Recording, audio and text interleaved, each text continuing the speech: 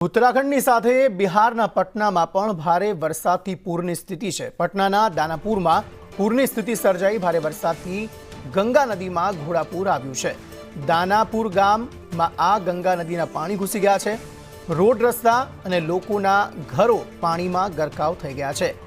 લોકોની ઘરવખરી પલળી ગઈ છે, નુકસાની થઈ રહી છે।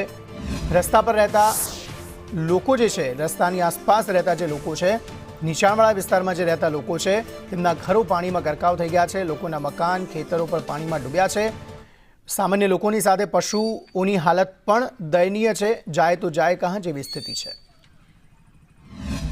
हम लोगों के द्वारा लगातार नदी में बढ़ते जल स्तर का मॉनिटरिंग किया जा रहा है और साथ ही साथ हम लोगों के द्वारा सभी अपने रिलीफ सेंटर्स को चिन्हित करके वहाँ पे जो भी मूलभूत सुविधाएं होनी चाहिए उनकी तैयारी कर ली गई है।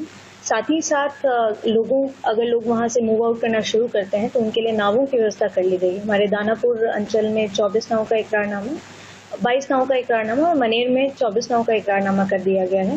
मनेर में चूंकि कुछ क्षेत्रों में पानी अभी गांव के अंदर घुसा है, वहाँ पे मुखिया जी लोगों को हमारे द्वारा नाव उपलब्ध भी कराया गया है।